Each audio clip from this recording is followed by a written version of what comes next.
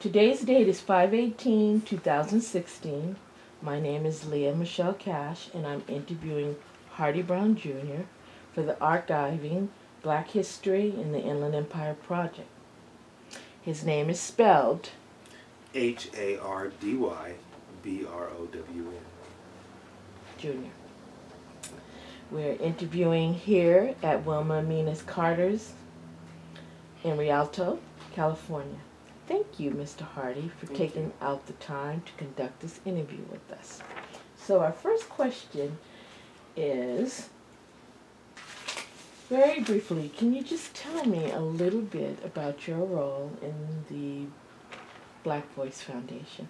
So as the Executive Director of the Black Voice Foundation, I run the overall operations here at our location in San Bernardino. We are the nonprofit to the Black Voice newspaper, better known now as the IE Voice. And this newspaper was started 45 years ago by my parents. Now me and my sisters are into the second generation of ownership, and I lead the entire nonprofit arm where we do some history pieces, where we work in the schools, and in working in the schools we're doing assemblies, teaching kids we're more alike than different. And then we're also working with parents in parent engagement, creating leaders there within school districts, and working with the teachers, teaching them how to teach engaging, intriguing history. And we do that utilizing the Underground Railroad tour that we've been doing now for the last 20 years. We take them on an 8-day tour where they get to see up close and personal real life history that they get to understand and bring back to the classroom. That's fascinating. So now, as a young person, you have a whole entire community that is very proud of you in regard to your recent election. So can you explain your elected title and a little bit about that role? Perfect. First of all, thank you so much for calling me a young person, because my daughters would never say that. But my position, I was recently elected to San Bernardino County Board of Education, and that covers Area D. We're broken up in sections, but we cover the entire county. Now the entire county is 33 school districts, 412,000 students. My area covers the entire city of Highland, the entire city of San Bernardino, the entire city of Rialto, a portion of Fontana, and then I go up the 15 freeway and I cover Wrightwood, Phelan, Oak Hills, parts of Victorville, and parts of Hesperia. That's Dr. Henry's territory over there, Oak Hills. Yes. So, what are your goals in this new position? Well, Newly elected position. I think some of my goals are to continue to do the work that we're doing. I'm active in the community working with kids, and I want them to see that men care about education as well. And my story, and I think I want to record this for the future so that people understand that I'm not just this person who, is just kind of polished and became this elected official. But coming out of San Bernardino High School, I was a student just like many of these students. And I barely graduated high school with a 2.1 GPA, even though my father was on the school board and my mother was active in the community. Even though I had a PhD sister, I still barely graduated high school. And it wasn't because I was dumb. It was because I was lazy. I just enjoyed dancing, and school wasn't a priority to me. And it took me until I went to Wilberforce University. And when I attended Wilberforce University in Ohio, which is the nation's first historically black university, I'll never forget this. A professor walked up to me, grabs me by my collar, and says, "Young man, you can be sharp if you would just put some meat with those potatoes." And I was like, what is he talking about? And it took me a couple of years, and I started to watch the other men around our campus, young men, young leaders. When I saw it, the light finally came on, and I realized that I had been given a gift to come back into our community, to make a difference, to be a business leader, to be an educational leader, and make and duplicate those type of leadership opportunities for other students. And so when the position came available for me to run for San Bernardino County Board of Education, I was first appointed for a year, and then I had to run. And so I'm technically the first African American ever to serve on the San Bernardino County Board of Education, which my father also ran for and did not win 20 years ago. But from there, I ended up winning an election, and I don't know the exact percentage what I won, but I don't remember the exact number, but I know I had about 17,000 votes between this entire area. It is a nonpartisan position, and I ran on the idea of having a regional conversational education. It was time out for us to be so segregated in our thoughts. And I'm not talking about segregated from demographics. I'm talking about segregated just from our thought process about student success. I'm tired of us being that group who, Los Angeles County and San Diego County and even Riverside County kind of shuns upon. I wanted to make sure that our entire Inland Empire region, that we come together and talk about the success of our students and let the men stand out and do what they do and support these amazing women who are leading our schools, and then get involved with our kids so that we can do even better. So, in what you've just said, you have defined a little bit about how you want to make a difference and how someone made a difference to you when you were at Wilberforce.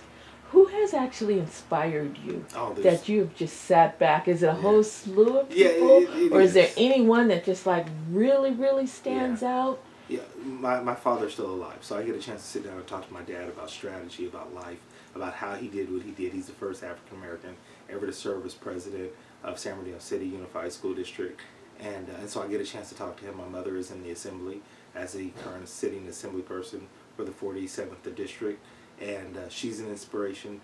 But I also have other people that I talk to. There's people back east, William Gray, who headed the United Negro College Fund. He was one of my mentors, and he was a person who sat down with me and talked to me about professionalism. Carl Dameron, who's here in this community, gave me one of my first internships. Mayor Robinson, who's the mayor of Rialto, she gave me my first internship working at Caltrans. And so I learned from some of these people how to do what I do.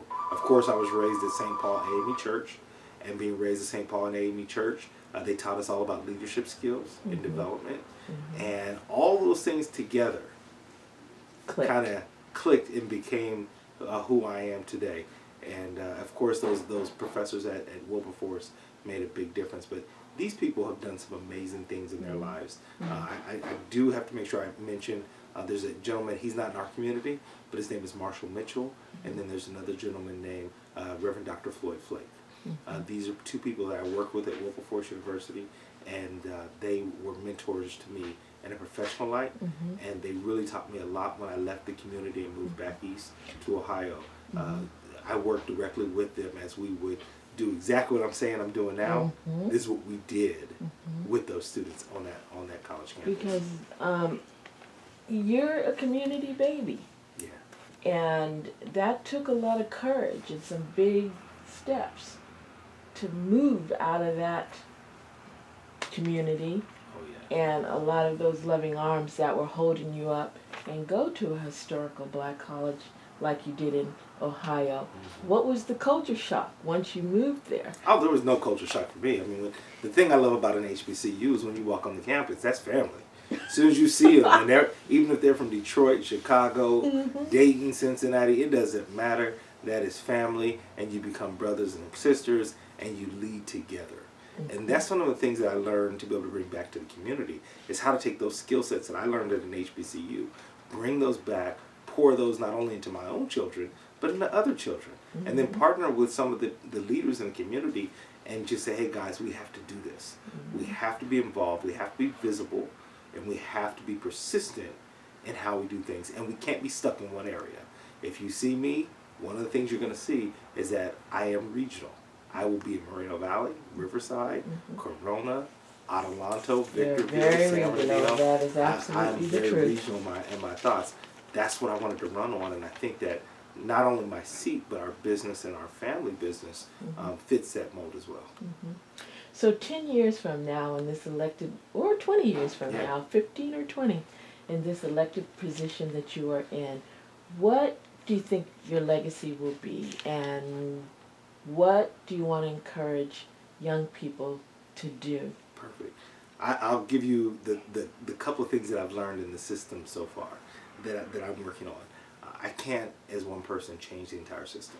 This system is too daunting, it's too large to change the entire system. But what I've learned is I pick what I can do, those small little things, and work toward those things. So I have a couple of things that I've launched out on. One, of course, that conversation, that cradle to career conversation, regional. The first thing that I did is I had the superintendent, the county superintendent, break apart our entire dynamic, how we look at our students, breaking into the demographic breakdowns, and then let's start targeting the ones who need the help the most. The first group that we went after, and we went after that this year, in my first year elected in office, or actually second year elected in office, was a task force for African American student success. We reached out to all 33 school districts, and we didn't go for bad numbers. We wanted to go for, there are amazing students in our county. Amazing students in our cities, and amazing students in our schools. Who are the teachers that are teaching them? Who are the parents that are parenting them? Who are the community members that are working with them? And who are those amazing students? If we can find those students, interview them, we can duplicate their services and what they do, and so we can give that to other generations. And that's the first thing that we did. And so we have a task force report on African American student success. We're not looking at the bad numbers; we're looking at the good. Good numbers. We have a graduation rate of African Americans of about 72% right now, and we're definitely pushing that. And this task force is going to be one of those things that help that, because we're going to show those other kids, hey, this is what you can do. You can be that student, and we're going to show them how to do that. So that's one thing that I want to do. The second thing I want to do is just something that's it's something I've always wanted to do. I take kind of an idea from our First Lady, Michelle Obama, and I take the concept and the idea of healthiness for our kids. And I believe that one of the things that we can do, and we don't do it here on the West Coast, but they do it back east, is double dutch jump rope. And so I am actually putting together an entire platform, the same way you have a countywide science fair. We're doing a countywide double dutch jump rope competition for students. And the idea is to get them moving again, get them out from playing the video games, from just being on their cell phones, but to interact and play and just have a good time. If we can do that, tying that into our nutrition, the goal is to reduce the obesity rates of our children here in San Bernardino County. So those are some of the things that I'm working on right now. And then we're going to target girls on that same report next, and the Latino students after that. And we're going to look at all the different student subgroups and see how we can find out who's doing well, how can we duplicate that. And that's the project you want to start. Yeah, and we've already embarked on those. So when we look at this back 10 years later, my goal is to accomplish things. I'm very thoughtful in my measurement. I don't say I want to do something I can't measure. So the types of things that I do, you'll see as a tangible piece. It should be a document that will say African American Student Success Task Force. And it should say, you should be able to see a report in 10 years saying, here's the double dutch competition. These are things that I'm pushing for as we go through. And then I'm, of course, looking at how we develop our LCOP plans. I'm looking at how we develop our budgets. I'm definitely working on suspension rates and graduation rates, trying to inspire students in that particular area way as well. One of the things that we do, a little bit from my seat from the county, but also from my seat from the foundation, we developed this program. It's called Men Mob. In the Men Mob, we go from school to school. We've now been in 8 different school districts throughout San Bernardino and Riverside County. And we go and we'll play. We surprise the kids. We go to the school, either high schools or middle schools, and we look at the schools that have some of the numbers that really have that need. And we go and we inspire the kids. So we line up like a tunnel, like a football tunnel or like a basketball tunnel, and we play either the Chicago Bulls theme song, Michael Jordan, for those of you who won't know this in 10 years, but or Steph Curry or LeBron James will say that. But we play that music, and then we play the Rocky theme music, and we play really hype music, and we high five these kids, let them know that the men of the community are here, and we believe in them, and then we support them, and then we know they can be successful. So we've been doing that now for the last year, and our goal is to be able to measure that. Now, some measurements that we've seen, and we're still working on the real measurement from it, but every school that we've gone to, that day and the day after, 0 suspensions on that campus. So, and that's all subgroups. 0 suspensions on the entire campus. So if we can take that and duplicate that, then we'll make a difference for our kids. Yeah, and you are making a difference. Thank you. But I would be remiss, with all of your achievements, and everything that you've done in the community not to bring up the Girl Scouts. Oh, I know, right? Because that scene from the Oscars when Chris Rock had all of them come out, all the Girl Scouts come out regarding selling those cookies, all I could think of was Hardy Brown. Oh, yeah. You must have jumped off the couch. I love it. So what is your take on how many years you have empowered and helped with the Girl Scouts Good. of America? So I've been on the board of directors for San Bernardino Council Girl Scouts for the last 8 years. And a lot of people ask me, well, why do you do that? Why do you do that? Well, they don't understand my background story. I am an only son with 3 sisters. I grew up in a house full of women. I've now been married this year, will be 20 years. 20 years. And in that 20 years, I have 2 daughters, no sons. So all I've grown up with are women my entire life. So empowering girls is something I do personally in my life with my daughters, and also through scouting. Scouting is about the leadership and development of these young women, regardless of race, class, or background. And as a Girl Scout leader, I've worked with them on increasing the diversity. I've worked with them on increasing their fundraising and their corporate support.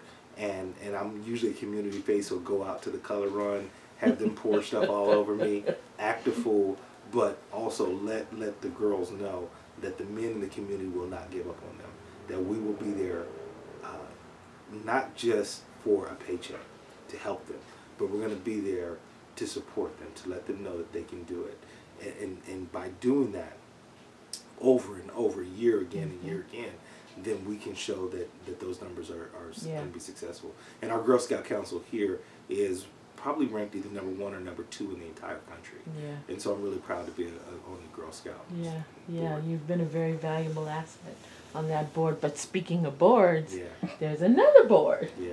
United Way Board. Yes. Tell us a little bit about United Way Board. Yeah, so I was on the United Way Board, Arrowhead United Way, and I helped them with funding and helped them also with their young leadership council, and that was bringing in young leaders. At the time, I think I was still in my 30s, because I'm 44 now. I said that for the camera so you guys can see it in 22 years.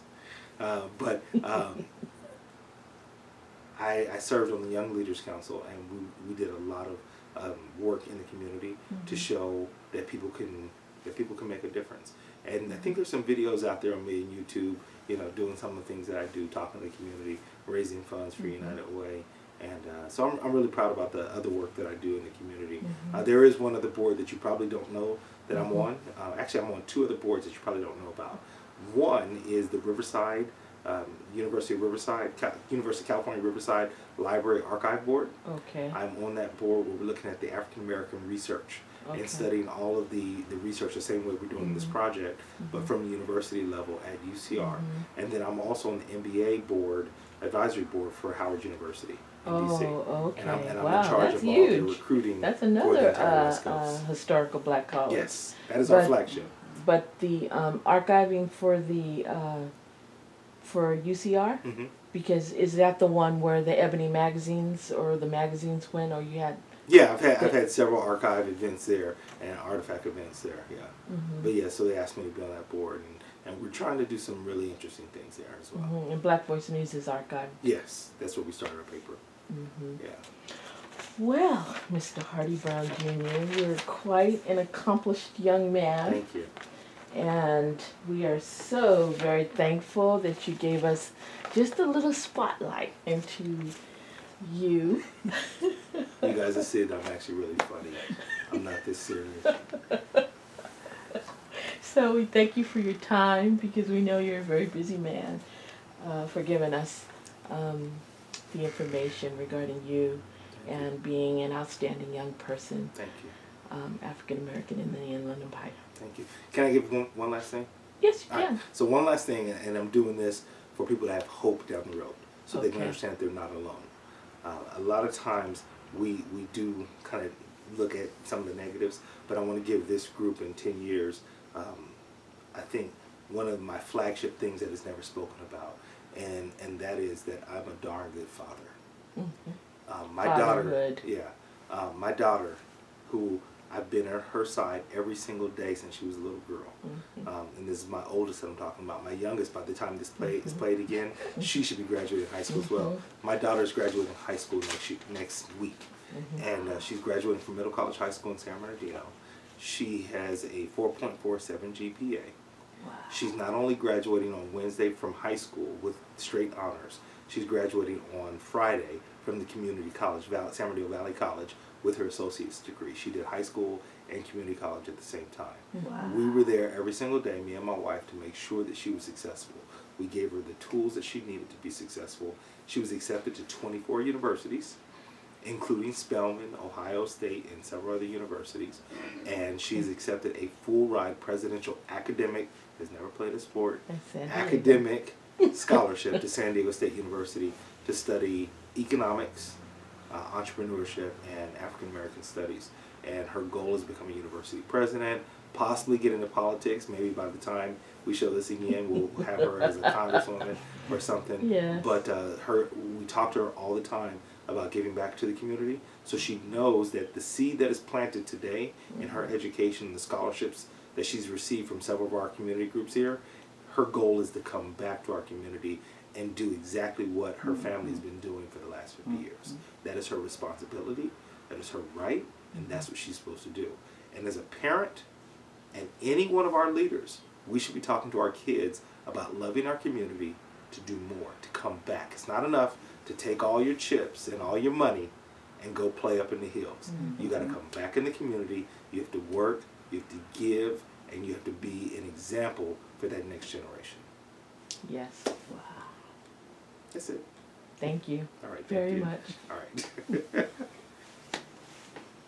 Okay. Done.